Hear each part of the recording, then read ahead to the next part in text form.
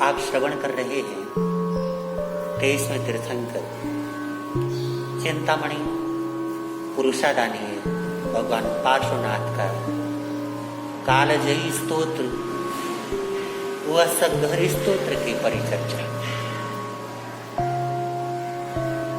वह सद्घरी स्तोत्र के प्रारंभिक 4 गाथाओं का अर्थ मैं आप तक पहुंचा चुका हूं। 5वीं और अंतिम गाथा के बारे में आज हम चर्चा करेंगे। पहले इस स्तोत्र के अर्थ के बारे में पूरी चर्चा होने के बाद फिर मैं वह सद्घरी स्तोत्र की साधना के संबंध में उसकी विधि के बारे में आपको बताने का प्रयास करूंगा। आचार्य भद्रबाहु की ये रचना, जिसमें भगवान पार्श्वनाथ को लक्ष्य में रख करके जीवन में प्राप्त होने वाली अनचाही परेशानियों से मुक्त होने का रास्ता खोजा गया है और इसका पारायण अनेक लोगों ने अपने जीवन में किया, उन्होंने लाभ प्राप्त किया। हम भी अपने जीवन में इसकी साधना करेंगे तो अवश्य लाभान्वित होंगे। बात करते हैं इसके अंतिम गाथा की। आचार्य देव बोलते हैं, यह संथो महायस भक्तिभर निभरेण ययेण तादेव दिज्य गोहिम भवे भवे पास जिण चंद।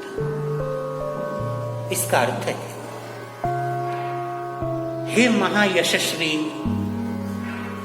जिनचंद्र भगवान पार्श्वनाथ, भक्तिभर निभरेण ययेण,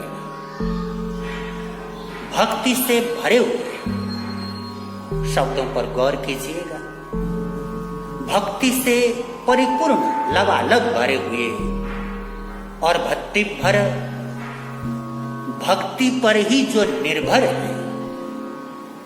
पहली बात है भक्ति से लबालब भरा हुआ है, दूसरी बात है भक्ति पर ही निर्भर है अर्थात आधारित है। ऐसे ययेण हृदय के द्वारा यह संतु, यह आपका स्तवन किया गया। मैंने जो आपकी स्तुति किया है, आपका गुणगान किया है, वो भक्ति से ओतप्रोत हृदय के द्वारा और ऐसे हृदय के द्वारा जो भक्ति पर ही निर्भर है, उसी में आधृत है। ऐसे हृदय के द्वारा मैंने बड़े भक्ति के साथ, बड़े प्रेम के साथ आपका यह जो स्तवन किया है, स्तुति किया है, उसके बदले में मेरी कोई और तमन्ना नहीं है। तादेव दिज्य गोहिम भवे भवे। हे भगवान पार्श्वनाथ, हे देव, इस भक्ति के बदले में मेरी कोई और तमन्ना नहीं है। एकमात्र तमन्ना है कि हे प्रभु, मुझे भव भव में, हर भव में, हर जन्म में दिज्य गोही, केवल और केवल बोधि देना, ज्ञान देना। मेरे भीतर में ज्ञान की ज्योति जलती रहे, कभी बुझने न पाए। बस इतनी सी मेरी तमन्ना है। बंधु, ये इस स्तोत्र का उपसंहार है। यह संथो महायस भक्ति भर निभरेण ययेण। भगवान पार्श्वनाथ के लिए 2 प्रकार के विशेषणों का प्रयोग आचार्य भद्रबाहु ने किया। महायशस्वी। वैसे तो 24 के 24 तीर्थंकर अवतारी महापुरुष, उनका यश गौरव अचिंत्य होता है, वो सभी महान यशस्वी हैं, लेकिन फिर भी किसी किसी का यश कुछ विशेष होता है। जैसे 24 अवतारों में भगवान राम और कृष्ण का यश अद्भुत है, उसी प्रकार 24 के 24 तीर्थंकर अपने आप में एक जैसी भूमिका वाले हैं, एक जैसी पात्रता वाले हैं, एक जैसी महापुरुषत्व वाले हैं। उसके बावजूद भगवान पार्श्वनाथ महान यश को पाने वाले हैं। महान यशस्वी है। उनके जितने स्तोत्र पाठ, उनके जितने मंदिर, उनके जितने गुणगान के साधन, जितने परिमाण में दुनिया के अंदर भरे पड़े हैं, उतने किसी और तीर्थंकर के नहीं है। ये उनके यश का प्रमाण है। वो महान यशस्वी हैं, इसलिए आचार्य उनके लिए संबोधन करते हैं, हे महायशस्वी। और दूसरा संबोधन है जिनचंद्र। जिनचंद्र समझने जैसी बात है। जिनचंद्र, जिन सूर्य भी बोल सकते थे, लेकिन जिन चंद्र बोला, क्या कारण होगा? मंथन करते हैं, चंद्रमा के क्या क्या गुण हैं, उस पर गौर कीजिए। जिन चंद्र अर्थात जिन भगवान में चंद्रमा की तरह, चंद्रमा जैसे। अगर 24 के 24 तीर्थंकरों के बीच में से किसी को चंद्रमा की तरह मानना हो, तो आचार्य भद्रबाहु ने निर्देश दिया, भगवान पार्श्वनाथ वो चंद्रमा के समान जिनेश्वर है। चंद्रमा के क्या गुण होते हैं? पहला गुण, चंद्रमा हमारे मन का कारक होता है।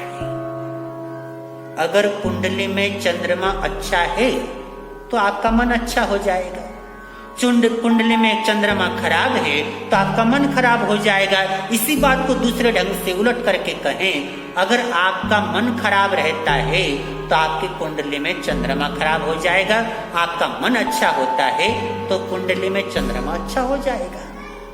अगर आप अपने चंद्रमा को अच्छा करना चाहते हैं, ये चाहते हैं कि चंद्रमा मेरे लिए लाभदायक हो, या मेरा कुंडली में पड़ा हुआ चंद्र ग्रह मुझे अच्छा फल देने वाला हो, तो अपने मन को साधना शुरू कर दें, अपने मन को अच्छा रखना शुरू कर दें। कभी मन में बुरे विचार ना आने दें, कभी मन में बुरे ख्याल ना आने दें। मन में किसी के लिए दुष्ट चिंतन, दुष्ट विचार, दुष्ट ख्याल कभी आने ना दें, तो आपका मन अच्छा हो जाएगा। और आपका मन अच्छा हुआ कि आपका जीवन अच्छा हो जाएगा। तो जो चंद्रमा है हमारे मन का कारक है, हमारे मन के नजदीक है। हमारे मन का पूरा प्रभाव चंद्रमा पर पड़ता है, और चंद्रमा का पूरा प्रभाव हमारे मन पर पड़ता है। तो भगवान पार्श्वनाथ को चंद्रमा की तरह आचार्य भद्रबाहु इसलिए कह रहे हैं क्योंकि हमारा मन भगवान पार्श्वनाथ के प्रति बहुत करीबी से जुड़ा हुआ है, और हमारे मन पर भगवान पार्श्वनाथ का बहुत ज्यादा प्रभाव रहता है। इसलिए उनको जिनचंद्र बोला। दूसरा कारण उनको चंद्रमा कहने का, सूर्य का अपना प्रकाश होता है, चंद्रमा का अपना प्रकाश नहीं होता। ये बात आप लोग जानते होंगे। चंद्रमा का अपना प्रकाश नहीं होता, वो ज्योत्सना पूर्ण ग्रह तो है, चांदनी उसकी चंद्रमा के साथ है, लेकिन उसकी जो चांदनी है, चंद्रमा की जो रोशनी है, वो चंद्रमा की अपनी रोशनी नहीं है, अपना प्रकाश नहीं है। चंद्रमा सूर्य से प्रकाश को ग्रहण करता है, सूर्य से प्रकाश को लेता है। और आप सब भली भांति जानते हैं, सूर्य का प्रकाश गर्म होता है, उष्ण होता है। ऐसे उष्ण प्रकाश को ग्रहण करके चंद्रमा उसको शीतल बना करके दूसरों को दे देता है। ये क्वालिटी चंद्रमा में है। तो भगवान पार्श्वनाथ जो धर्म का प्रकाश है, धर्म की रोशनी है, उस धर्म के प्रकाश की ऊष्मा को अपने में समेट करके बहुत शांति पूर्ण प्रकाश को दूसरों तक पहुंचाने वाले, दूसरे को देने वाले, अर्थात हम लोगों को देने वाले, ऐसी गुण की क्षमता भगवान पार्श्वनाथ के अंदर है। इसलिए आचार्य भद्रबाहु ने भगवान पार्श्वनाथ को इन दोनों संबोधनों से संबोधित किया। हे महायशस्वी, हे जिनचंद्र, भगवान पार्श्वनाथ, भक्ति भर निभरेण हियेण, भक्ति से लबालब भरा हुआ मेरा हृदय और भक्ति पर ही निर्भर मेरा हृदय। ऐसे हृदय के द्वारा मैंने जो आपका स्तुति गान किया है, मैंने जो आपकी ये जो स्तुति किया है, उसके बदले में बस एक ही तमन्ना है, तादेव दिज्य गोहिम भवे भवे, कि हे देव, इसके बदले में या इसके पारितोषिक के रूप में मुझे केवल और केवल बोधि की प्राप्ति हो जाए। आप मुझे सम्यक बोधि दे दें, और वो इस जन्म में नहीं, हर जन्म के अंदर, जन्म जन्म के अंदर वो बोधि, वो ज्ञान की ज्योति मेरे भीतर जलती रहे, जलती रहे, जलती रहे, कभी बूझे न। ये आचार्य देव की अपनी अभ्यर्थना है, अपनी प्रार्थना है। क्यों आचार्य देव ने इस प्रकार की बात कही है? दो बातें समझने वाली हैं। पहली बात, भक्ति करते समय हमारा हृदय कैसा होना चाहिए, उसका ठीक ठाक दृष्टांत या उसकी ठीक ठाक रूपरेखा आचार्य ने यहां पर प्रस्तुत की। पहली बात है कि मेरे हृदय के अंदर कोई और बात नहीं होनी चाहिए, केवल भगवान की भक्ति से मेरा हृदय भरा रहना चाहिए, पहली बात। और दूसरी बात, भक्ति पर ही निर्भर होना चाहिए मेरा हृदय, किसी और चीज पर निर्भर न हो। ये ठीक वैसा है जैसे आप एक पात्र में जल भरें और उस जल से भरे हुए पात्र को आप किसी तालाब में, किसी जल के कुंड में छोड़ दें, तो क्या होगा? पात्र जल से भरा हुआ है और जल पर ही निर्भर है। जैसे जलाशय में आप भरे हुए पात्र को छोड़ देते हैं, वो पात्र डूबता नहीं है, हल्का हो जाता है और बड़ी आसानी के साथ उस जल के अंदर वो पात्र यहां से वहां ले जाया जा सकता है। कभी आप लोगों ने गौर किया होगा, जब तक कोई पानी से भरा हुआ पात्र पानी के अंदर होता है, बिल्कुल हल्का हो जाता है, कोई वजन नहीं होता। पानी से भरा हुआ पात्र आप पानी के अंदर रखिए और उसको उठा करके देखिए, बहुत हल्का होगा, उसमें वजन नाम मात्र को नहीं होगा। जैसे ही पानी से आप उसको अलग करना चाहेंगे, एकदम वजनदार हो जाएगा। तो हमारा जो मन है, हमारा जो हृदय है, जब तक भक्ति के रस में वो निर्भर है, भक्ति के पानी में, भक्ति के जल में वो निमग्न है, तब तक हमारा हृदय बड़ा हल्का है, बड़ी आसानी से उसकी यात्रा संभव हो सकती है। और जैसे ही आप उस भक्ति से निकाल करके उसको बाहर करते हैं, उसका वजन बढ़ जाता है, भक्ति संभव नहीं हो पाती। और जो कुछ भी हम अपने जीवन में करना चाहते हैं, कई बार उसको करने में हमें परेशानियों का सामना करना पड़ सकता है, हमें दिक्कतों का सामना करना पड़ सकता है। इसलिए आचार्य देव बोल गए, भक्ति से ही भरा हुआ हृदय हो और भक्ति पर ही निर्भर हृदय हो। ऐसे हृदय के द्वारा भगवान की भक्ति करनी चाहिए और वही भक्ति फलदायी होती है। तो पहली बात तो ये। दूसरी बात, सम्यक बोधि, सम्यक ज्ञान। बंधु, इस जीवन में हमारे पास हमारी अपनी कमाई केवल और केवल हमारा ज्ञान है। ज्ञान भी वो ज्ञान जो बिल्कुल हमारा अपना, कहीं से उधार लिया हुआ ज्ञान नहीं, अनुभूति का ज्ञान। उदाहरण से बात समझाऊं आपको। आपने कभी रसगुल्ला खाया होगा। रसगुल्ला मीठा होता है, आप जानते हैं। आप जानते हैं कि रसगुल्ला मीठा होता है, सफेद होता है, अमुक अमुक चीजों से वो बना हुआ होता है। रसगुल्ले के संबंध में सारी की सारी बातें आप भली भांति जानते हैं। चलिए, किसी ऐसे व्यक्ति को आप रसगुल्ले का परिचय देते हो जिसने कभी रसगुल्ला नहीं खाया, तो क्या कहोगे उसको?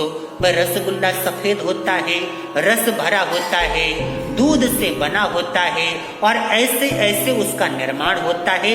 आदि आदि प्रक्रिया आप उसको समझा दोगे और बता दोगे कि ऐसा ऐसा रसगुल्ला होता है, खाने पे बड़ा मजा आता है। आपने रसगुल्ले की सारी रेसिपी उसको बता दी, रसगुल्ले का सारा गुण धर्म स्वभाव उसको बता दिया, लेकिन एक काम आपने नहीं किया, उसको रसगुल्ला खिलाया नहीं। तो उस व्यक्ति को जिसको आपने रसगुल्ले की रेसिपी बताया, उस व्यक्ति को कोई तीसरा नया आदमी मिलता है, उसने भी कभी रसगुल्ला नहीं खाया, वो उस नए आदमी को रसगुल्ले के बारे में बताता है। जैसा आपने उसको बताया, आपकी सारी बातें वो ठीक ठीक फॉरवर्ड कर देता है, उसकी बुद्धि अच्छी है, उसको बता देता है। जैसे उसने बताया, वो तीसरा आदमी बोलता है, और ये तुझे किसने कह दिया कि रसगुल्ला सफेद होता है, वो तो काला होता है। बोले अच्छा, तुझे किसने कह दिया कि रसगुल्ला रस से भरा होता है, वो तो रूखा सूखा होता है। बोला अच्छा, तुझे किसने कह दिया कि रसगुल्ला दूध से बना होता, वो तो चावल का बना होता है। इस प्रकार की बातें जो आपने उसको कही, उन सब बातों को वो तीसरा आदमी 1 मिनट के अंदर धो सकता है, खत्म कर सकता है। क्यों? क्योंकि उस बंदे का जो ज्ञान है अपना ज्ञान नहीं है। उस बंदे के पास जो जानकारी है केवल वही जानकारी जो आपने उसको बताई, उसका कोई अपना अनुभव नहीं है।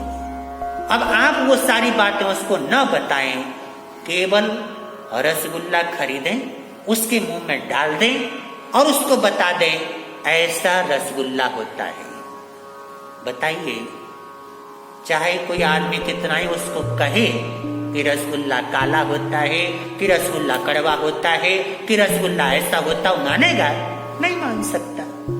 अनुभव हो गया। जिस समय आपको अनुभव हो जाता है, उस ज्ञान को झुठलाया नहीं जा सकता।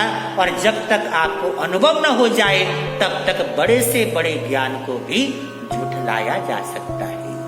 आपने जो जो रसगुल्ले के बारे में ज्ञान उस आदमी को बताया, सारा सही था, लेकिन वो उसके लिए तब तक सही नहीं हो जाता जब तक उसके साथ उसका अपना अनुभव न जुड़ जाए, अपना तजुर्बा न जुड़ जाए। इसी प्रकार बोधि का मतलब हमारा अपना अनुभव।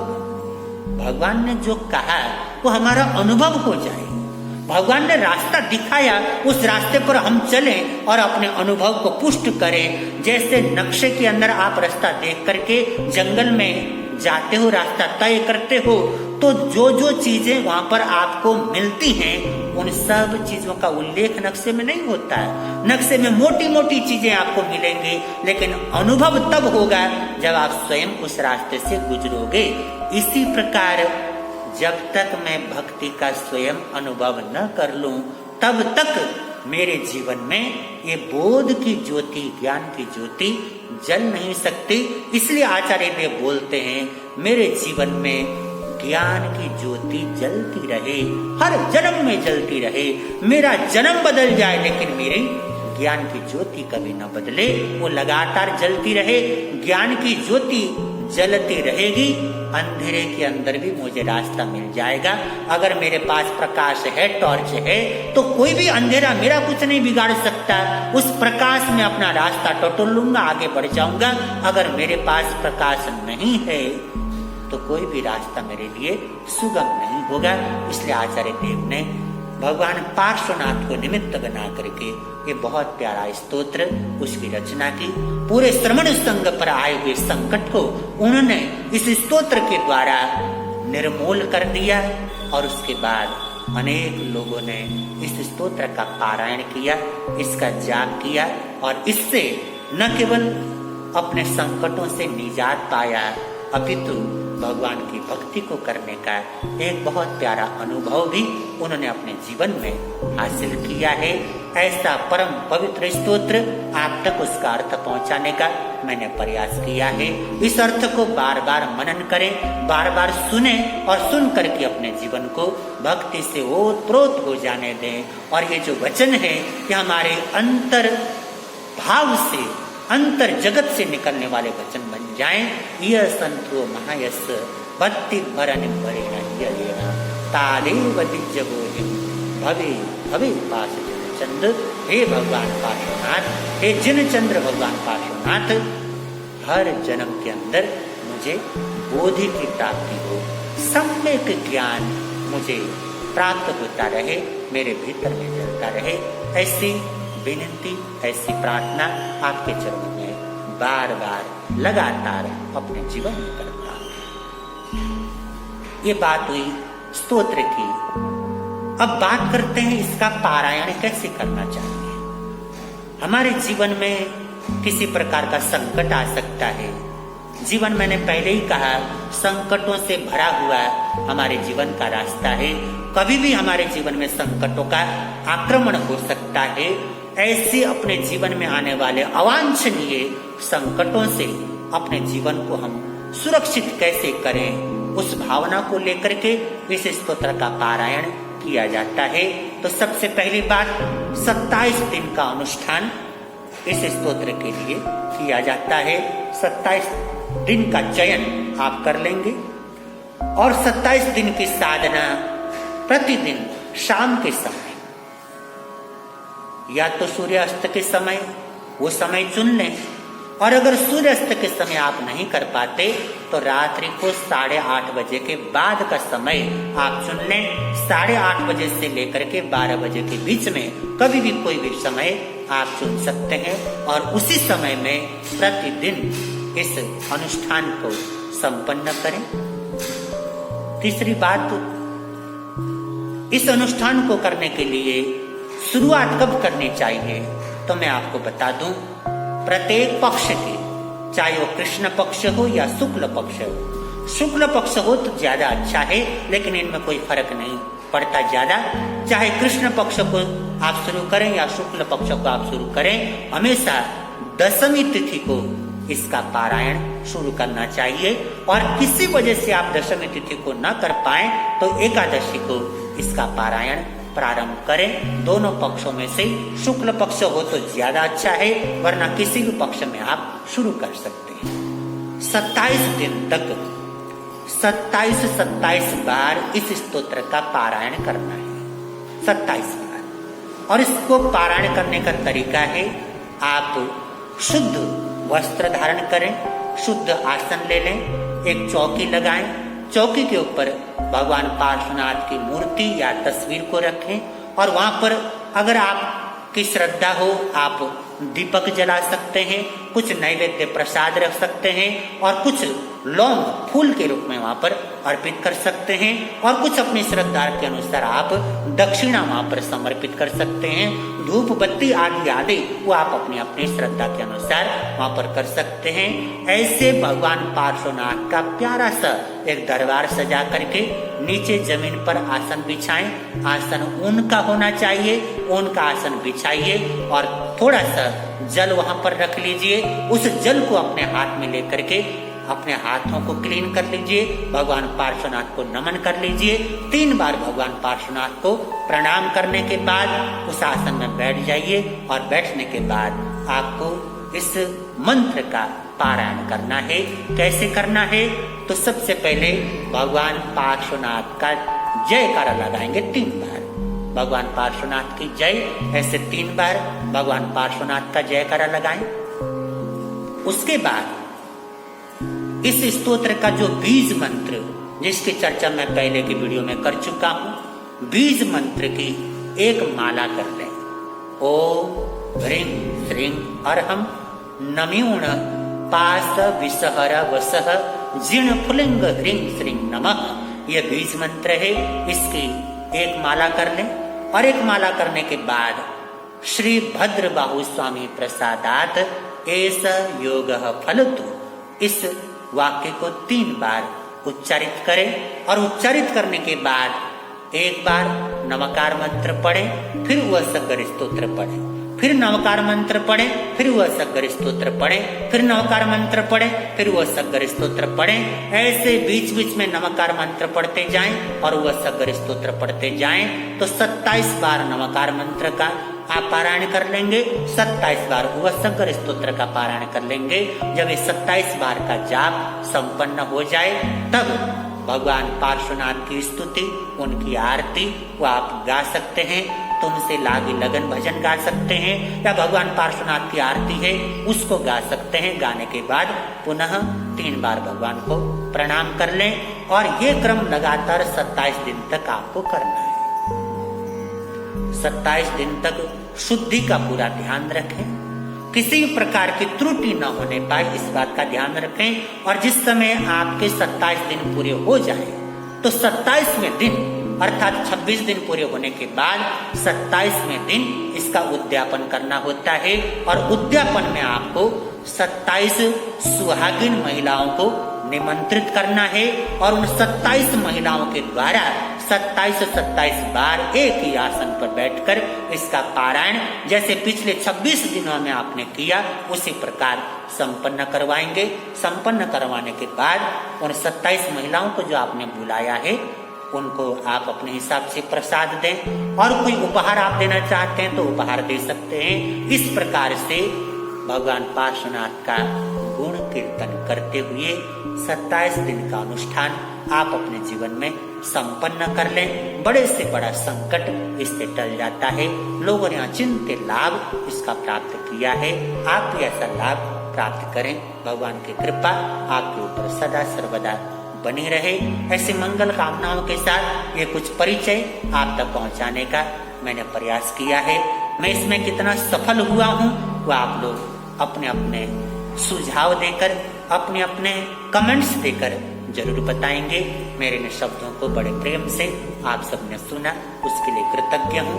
भगवान का आशीर्वाद और भगवान की कृपा आपके ऊपर, सबके ऊपर सदा सर्वदा बनी रहे।